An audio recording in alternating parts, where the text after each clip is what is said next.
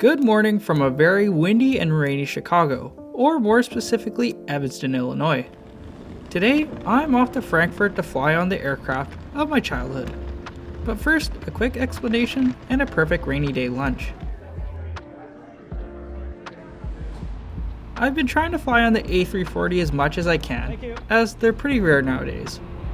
Seeing as Lufthansa might retire their fleet as early as spring 2025, I knew I had to fly on it before it's too late. And I had the perfect opportunity to fly on it out of Chicago, as I was in town running the marathon a couple days before filming this.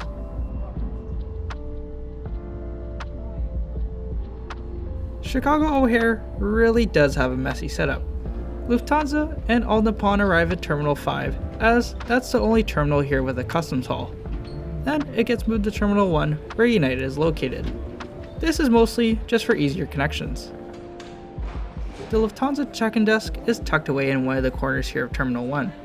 Nice and painless, even with a new trainee working the desk. Hello. Boarding pass. Oh, sorry.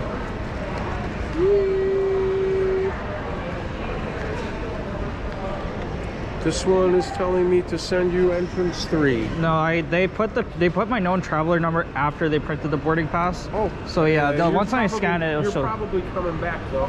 Okay, we'll see.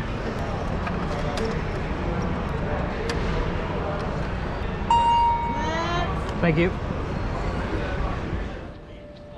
Lufthansa business and first passengers are welcome to the United Polaris Lounge, which is great. But due to the specific upgrade ticket that I had no lounge access, unfortunately. I thought it was a good idea just to keep the legs moving so they didn't get too sore, and check out the rest of the two terminals here.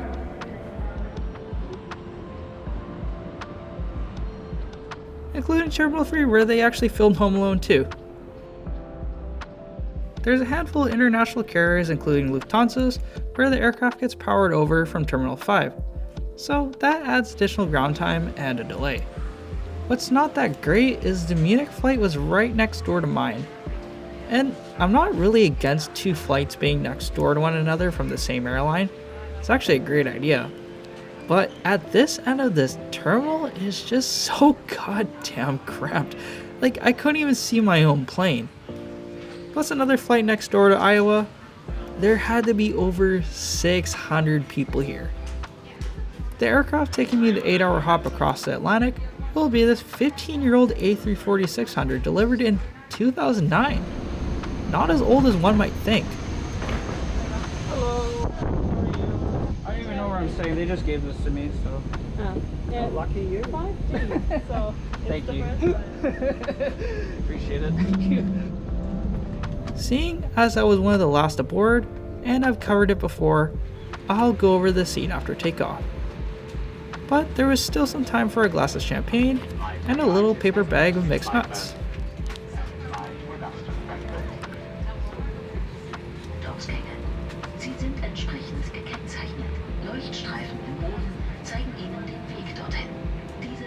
I'm not too sure why I was skipped over being handed out a menu, but I had to ask for one 10 minutes later. There are some promising dishes in here, but seeing as this is an outstation, I have some skepticism on available options.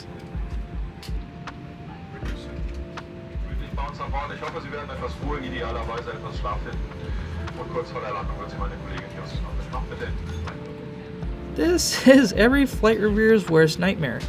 But then again, beggars can't be choosers, and I was just assigned whatever seats were left.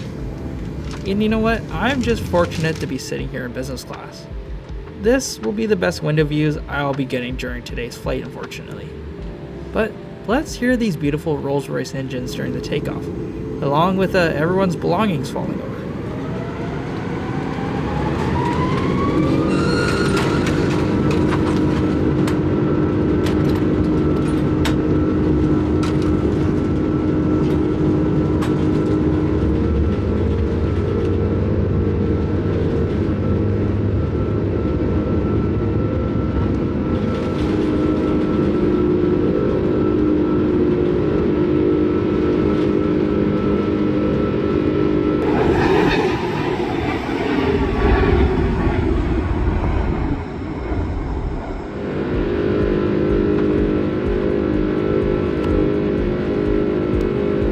fairly confident that the views leaving Chicago aren't too breathtaking. But anyways, here's a seat.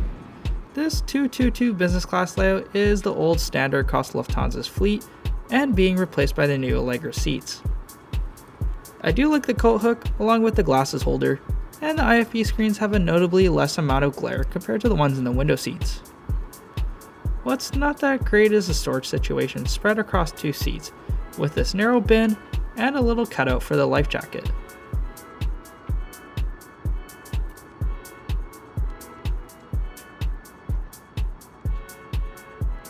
Under the armrest, there are on-ear noise cancelling headphones, with ear covers that are typically provided in the amenity kit. This also houses the IFE remote and tray table, although you need to bust out your best chiropractor skills just to get it deployed.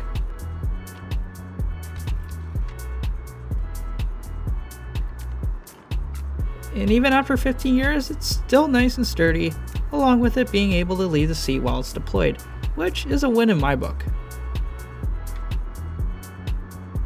The seat controls were easy to use, and I only bumped my arm into the controls maybe once or twice, so it wasn't too bad. It lays flat in a weird way, but is still relatively comfortable. Last but not least, there's a reading light in the headrest, and despite the looks, it's actually not an adjustable headrest.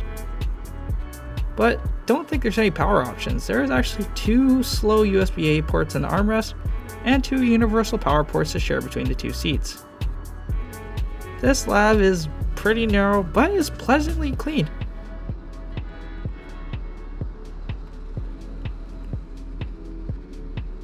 I love the amenities. Oh, that's kind of embarrassing, but even with the amenity kit, I love how it's stocked with even more goodies in here, just like earplugs, mouthwash, and eye masks, and hand wipes. Surprisingly enough, Lufthansa is actually one of the very few airlines that has better paper towel in business class, if I can actually even get it out. Just like everything else on this plane, the IFE is pretty dated too.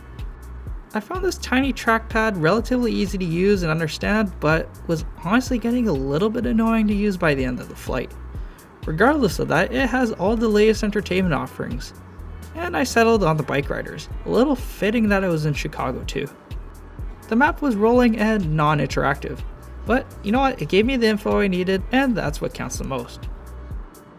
I haven't been able to use the Wi-Fi on Lufthansa in a while, but I'm glad to report it was actually working this time around. Although I won't be purchasing it on an overnight flight, let alone at these prices.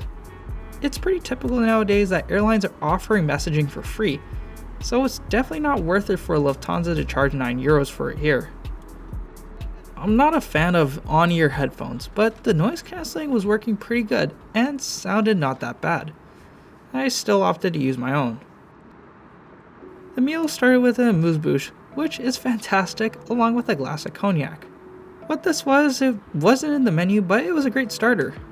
Also, take a look at the glass my cognac was served in. This is the start of why I really don't like outstation catering. The beef Rizola is definitely not Wagyu, but it was pretty good. Salad, it was pretty standard. But here's my biggest gripe with the service. As per usual, first choice of the fish wasn't available, so stir-fried chicken it was. And you know what? It actually didn't taste too bad, but the more I ate it, it just felt like a step above Panda Express. But the apple tart wasn't too bad. I've had this on many occasions, and outstation catering typically meets nowhere close to what the hubs offer. And I just felt bad for the people who paid full fare for this flight and get served a pretty mediocre meal. The one upswing though is this new amenity kit provided by Porsche, which kinda looks like a beer koozie, but still better than the previous reusable grocery bags they had for business class. It has your usual items you might find in a standard amenity kit like hand cream and lip balm, a dental kit with earplugs and an eye mask. You'll find those headphone covers I mentioned earlier, but this was all presented pretty nicely and overall is the best amenity kit I've ever seen from Lufthansa. But the best thing about the A340 is the downstairs lavatories. There are 5 down here, so there was barely a wait, except towards the end of the flight. and even the crew rest is down here, which is actually a ULD container. But these lavatories were a lot more spacious than the ones in business, which is ideal for getting changed. Now that we're cruising across the Atlantic, now is a good time to change the seat in the bed mode. There wasn't a mattress topper provided like in the past, but was still relatively comfortable, albeit a bit narrow. This isn't ideal for people who sleep on their back, but is fine for side sleepers like me. It's kinda hard taking an evening nap as I was just tossing and turning the whole time. Not to mention that the cabin was drier than the desert. I also snatched a couple snacks in the galley just before passing out, but I won't be having them during breakfast, which was a German savory breakfast consisting of Greek yogurt with cucumber and tomatoes, along with cold cuts and cheese. And this was just alright. I won't turn out a meal, but overall wasn't my favorite, as the croissant was a nice contrast and a highlight of the meal. And to cap off the flight, another box of complimentary chocolates. When I was younger visiting family in Thailand, I'd fly from Vancouver via Hong Kong. This was typically done on the A340 with Air Canada. I distinctly remember the 4 engines when flying this plane, and at the time, I liked buses and didn't really care about planes at all. Just the nostalgia alone makes me love this plane, despite its obvious downfalls such as passenger comfort, fuel efficiency, and maintenance. It's pretty clear that today's flight wasn't an ideal business class flight, and most people on this flight had the same feeling. And even the flight crew weren't my favorite, and I've definitely had a lot better in the past with Lufthansa. But despite all the negatives, I tried to make the best of this piece of history.